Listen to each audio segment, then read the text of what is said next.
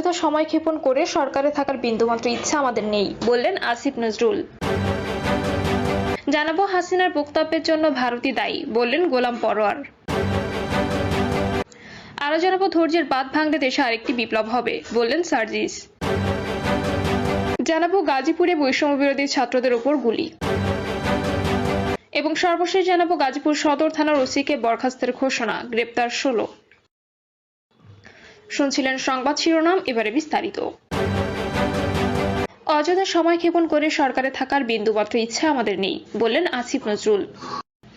অবাধ সুষ্ঠু নির্বাচন নিশ্চিত করার জন্য রাষ্ট্র মেরামতের মৌলিক শর্ত পূরণ করতে রাজনৈতিক ঐকমত্যের ভিত্তিতে অতি জরুরি সংস্কারগুলো করার সঙ্গে সঙ্গে নির্বাচন প্রক্রিয়া শুরু করা হবে বলে জানিয়েছেন আইন উপদেষ্টা অধ্যাপক আসিফ নজরুল। আইন উপদেষ্টা বলেন, আমি নিশ্চিত করে বলতে চাই, আমাদের এই সরকারের অযথা সময় ক্ষেপণ করে সরকারে থাকার বিন্দুমাত্র ইচ্ছা নেই। আমরা অবাধ সুষ্ঠু নির্বাচন নিশ্চিত করার জন্য রাষ্ট্র মেরামতের মৌলিক শর্ত পূরণ করার জন্য রাজনৈতিক ঐকমত্যের ভিত্তিতে যে সংস্কারগুলো অতি জরুরি সেগুলো করার সঙ্গে সঙ্গে নির্বাচন প্রক্রিয়ার মাধ্যমে আমরা চলে যেতে চাই। এটা নিয়েই কোনো রকম দ্বিধাদ্বন্দ্বের অবকাশ নেই। সংস্কার বিষয়ে রাজনৈতিক দলগুলোর সঙ্গে বসার বিষয়ে জানতে চাইলে তিনি বলেন, আমরা রাজনৈতিক দলগুলোর সঙ্গে ফেব্রুয়ারির মাঝামাঝি মধ্য থেকে আলোচনা শুরু করতে আগ্রহী। যদি তারা রাজি থাকেন রোজার মধ্যে আলোচনা চলবে। আর রাজনৈতিক দলগুলো যে দ্রুত নির্বাচন চান আমি মনে করি সেটা বলার অধিকার তাদের আছে, এবং দ্রুত বলতে কি সেটা স্পেসিফাই করে বলেননি। নির্বাচনের সময়রেখা নিয়ে এই উপদেষ্টা বলেন, নির্বাচনের সময়রেখা নিয়ে বারবার আমাদের প্রধান উপদেষ্টা এবং তার পক্ষে প্রেস সেক্রেটারিও ক্লেরিফাই করেছেন 2025 সালে ডিসেম্বর বা 2026 সালে জুনের মধ্যে নির্বাচন হতে পারে। আবার বর্ষার কথা বিবেচনা করে 2026 সালে সেটা এগিয়ে এপ্রিল বা মার্চে হতে পারে। আশু করণীয় কাজগুলো করতে কত সময় লাগতে পারে জানতে চাইলে আসিফ নজরুল বলেন, 6 মাসের মতো সময় লাগতে পারে। আবার কিছু সংস্কার 1 মাসে হয়ে যাবে। সরকারের সহনশীলতা, অবাধ মত প্রকাশের পরিবেশ ও গণতান্ত্রিক চর্চার ক্ষেত্রে সরকারের অসীম শ্রদ্ধাবোধের কারণে স্বৈরাচার মাথাচাড়া দেওয়ার সুযোগ পাচ্ছে বলে এক প্রশ্নের জবাবে বলেছেন আইন উপদেষ্টা। হাসিনার বক্তব্যের জন্য ভারতই দায়ী, বললেন গোলাম পরোয়ার। বাংলাদেশ জামায়াতে ইসলামী সেক্রেটারি জেনারেল অধ্যাপক মিয়া গোলাম পরোয়ার বলেছেন, খুনি হাসিনা ভারত থেকে উস্কানি দিচ্ছেন। উনি দেশে আসবেন বলেছেন, এখানকার আওয়ামী লীগের দোসরা বলছে আপা আসেন, কুমিল্লা সীমান্ত দিয়ে আসবেন বলছেন। ভারতের বিজেপি সরকারকে অভিযুক্ত করে তিনি বলেন, ভারতের বিজেপি সরকারের মন্ত্রীরা উস্কানিমূলক বক্তব্য দিয়েছেন। বাংলাদেশের ফ্যাসিবাদের মাস্টারমাইন্ড খুনি হাসিনা, যার বিরুদ্ধে আদালত থেকে ওয়ারেন্ট রয়েছে, তার বিরুদ্ধে 2 শতাধিক মামলা রয়েছে। এই খুনি হাসিনাকে আশ্রয় দিয়ে ভারত আন্তর্জাতিক আইনের লঙ্ঘন করেছে। ভারতের পররাষ্ট্র মন্ত্রণালয় থেকে বলা হয়েছে, হাসিনা দেওয়া বক্তব্যের জন্য ভারত দায়ী নয়। এই কথা অসত্য। আমরা এই কথা নিন্দা জানাই। আমরা বলছি, ভারত তুমিই দায়ী। কেন তুমি খুনের মাস্টারমাইন্ড, মানবতা বিরোধী অপরাধী হাসিনাকে আশ্রয় দিলে? পররাষ্ট্র মন্ত্রণালয়ের বক্তব্যের সঙ্গে ভারতের রাষ্ট্রনীতির কোনো মিল নেই। ভারত একটি বিশ্বের বৃহৎ গণতান্ত্রিক দেশ। সেখানে সাম্প্রদায়িক প্রতিক্রিয়াশীল বিজেপি সরকার এসব করছে।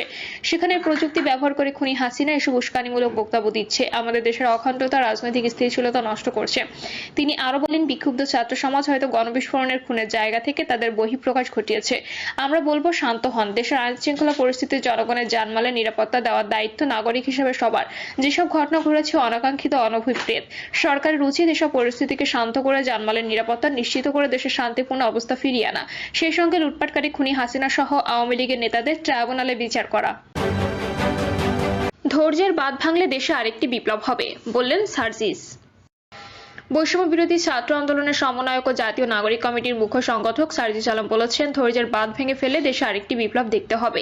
গাজীপুরের ধীরাশ্রম এলাকায় পরিকল্পিতভাবে বৈষম্য বিরোধী ছাত্র নেতাদের উপর হামলায় জড়িত আওয়ামী লীগ, যুবলীগ ও ছাত্রলীগের সন্ত্রাসীদের গ্রেপ্তার করে কারাগারে না পাঠানো পর্যন্ত রাজপথে অবস্থানের ঘোষণা দিয়েছেন তিনি।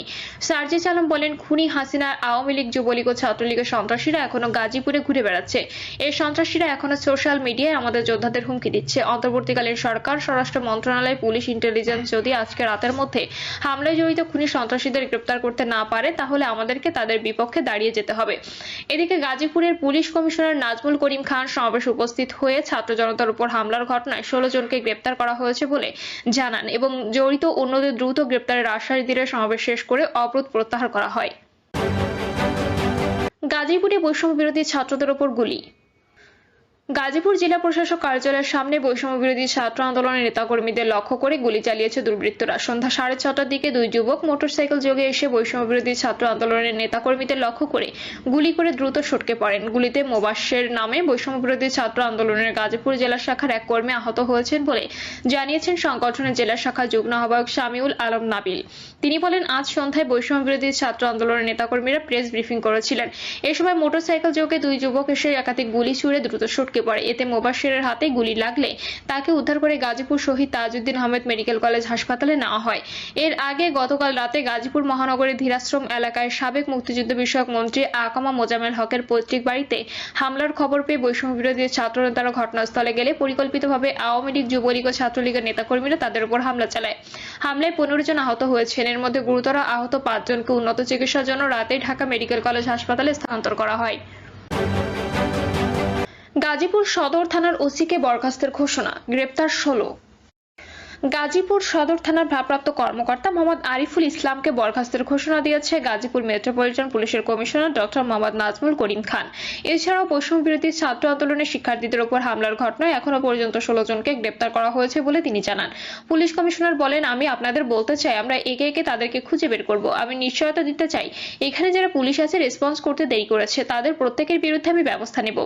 আমি শুনেছি 2 ঘন্টা পরে আমার ওসি আপনাদের ডাকে সাড়া দিয়েছে। আমি আপনাদের এই মুহূর্তে বলতে চাই, আমি তাকে সাসপেন্ড করব। তিনি বলেন, আমি আপনাদেরকে নিশ্চয়তা দিতে চাই, যারা এই ফ্যাসিবাদের সঙ্গে আঘাত করবে তাদেরকে পুলিশের চাকরি করতে দেওয়া যাবে না। একদিনে যে ফ্যাসিবাদ পুলিশ তৈরি হয়েছে, সেই ফ্যাসিবাদ থেকে পুলিশ বের হয়ে আসতে হবে, জনগণের পুলিশ হতে হবে। আপনারা কষ্ট করে এসেছেন, আপনারা জনগণের নিরাপত্তার জন্য এসেছেন। গত 17 বছর যাবত আপনাদের অন্যায়ভাবে অত্যাচার করেছে, দেশের উপর জুলুম করেছে, এখন মাথাচাড়া দিচ্ছে। তাদের এই মাথাচাড়া কোনোভাবে বরদাস্ত করা হবে না। আমরা এই ঘটনায় ইতোমধ্যে 16 জনকে গ্রেপ্তার করেছি। আজকে রাতে চিরুনি অভিযান হবে। এই চিরুনি অভিযানের মাধ্যমে প্রত্যেকটি অপরাধীকে আমরা খুঁজে বের করব এবং আইনের আওতায় নিয়ে আসবো ইনশাআল্লাহ। নাজমুল করিম খান বৈষম্য বিরোধী আন্দোলনের সদস্যদের উদ্দেশ্যে বলেন, আমি বৈষম্য বিরোধী আন্দোলনে অংশ নিয়েছিলাম। ফ্যাসিবাদী আন্দোলনের সময় আমাকে ফোর্স রিটায়ারমেন্ট পাঠানো হয়েছিল। আন্দোলনের পর আমি আবার পুলিশ কমিশনার হয়ে ফিরে এসেছি। এর আগে গতকাল রাতে গাজীপুর মহানগরীর ধীরাশ্রম এলাকায় সাবেক মুক্তিযুদ্ধ বিষয়ক মন্ত্রী আকামা মোজাম্মেল হকের পৈতৃক বাড়িতে হামলার খবর পেয়ে বৈষম্য বিরোধী ছাত্র নেতারা ঘটনাস্থলে গেলে পরিকল্পিতভাবে আওয়ামী লীগ, যুবলীগ ও ছাত্রলীগের নেতাকর্মীরা তাদের উপর হামলা চালায়। হামলায় 15 জন আহত হয়েছেন। এর মধ্যে গুরুতর আহত 5 জনকে উন্নত চিকিৎসার জন্য রাতেই ঢাকা মেডিকেল কলেজ হাসপাতালে স্থানান্তর করা হয়। এই হামলার প্রতিবাদে রাতে গাজীপুর মহানগরে বিক্ষোভ সমাবেশ করেন বৈষম্য বিরোধী ছাত্র আন্দোলনের নেতারা। পরে আজ দুপুরে শহরের রাজবাড়ী সড়কে হামলাকারীদের দ্রুত গ্রেপ্তারের দাবিতে বিক্ষোভ সমাবেশ করা হয়। প্রিয় দর্শক, এই ছিল এখনকার সর্বশেষ সংবাদ। আপডেট সব সংবাদ পেতে চ্যানেলটি সাবস্ক্রাইব করে বেল আইকনটি ক্লিক করে রাখুন।